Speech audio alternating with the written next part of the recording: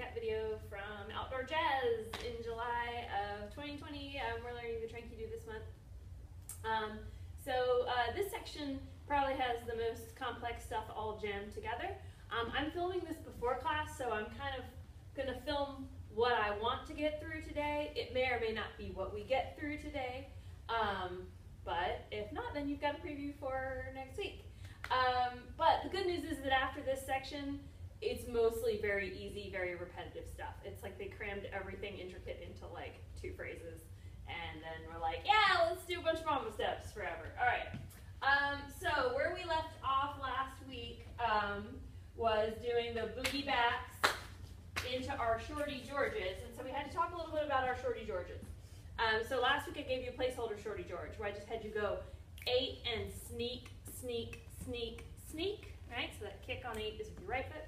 And we said keep your toes facing forward, keep your legs squeezed together, and bend your knees and sink your seat so that you're like very low to the ground. So how you're going to create this characteristic shorty George knee action is not by twisting your feet. So if you get very, very low and you squeeze your knees together, and then you send your hip to the side, look what happens to your legs. Send your hip to the other side. Look, your knees will automatically do it if you just think about your hips. So this movement is actually driven by the hips. So as you walk forward, you're kind of throwing your hip into each step and squeezing the knees together. Again, you are not twisting as you walk forward. So your shorty George would look like 8 and 1, 2, 3, 4, 5, 6, 7. From the back, 8 and 1, 2, 3, 4, 5, 6, 7. So think about the hips and the knees will follow. And then also, if your body doesn't like that, if it doesn't feel good, you can just stay with the sneak, right? Because it works, yeah? All right, so our next thing we did was our half break. When you're doing this for real in a studio with a floor that allows you to slide, you're gonna go 8, 1, 2, and 3, 4, 5, 6, 7, 8, right? 8, 1, 2, and 3, 4, 5, 6, 7, 8, right? But we can't slide outside, so I'm just having you jump, right?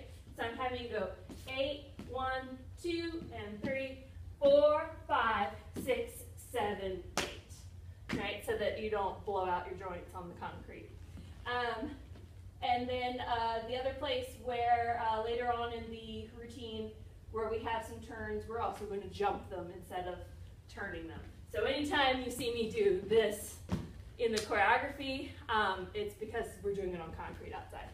All right, so our half break log turn goes into our knee slap scissor kicks.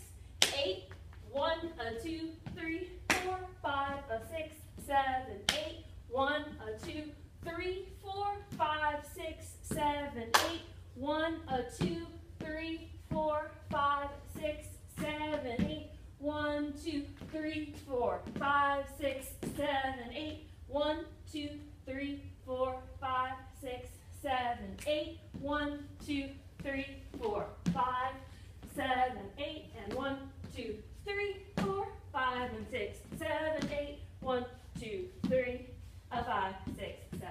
So again, all of those times where I did this are actually lock turns. So since we're not doing this outside, I'll give a brief explanation of how those work.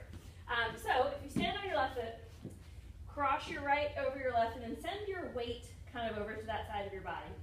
Have your arms out to the right, and just experiment with throwing your arms around and see how that already starts to turn your body.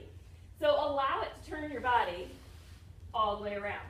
So the other thing that you can't see but is totally happening and is allowing me to get all the way around is that my weight is primarily on my right foot at this point.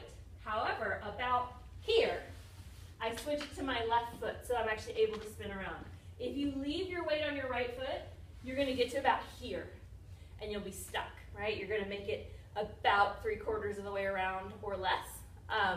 So weight is on the right foot, arms are out to the right. You're going to spin around, change your weight to the left, and here you are ready to do all the stuff that comes next. So each of those lock turns, so the first one, you had 8, 1, 2, and 3, 4, 5, 6, 7, 8, right? It goes into those knee slaps. The second one is the big kick rock step, right? Big kick rock step, cross, turn. That's the one where you have the most time, right? Because the thing after it is just that mess around, so it's kind of like even if you're late, whatever. And then the one in the eagle slide is the one where you have the least time, right?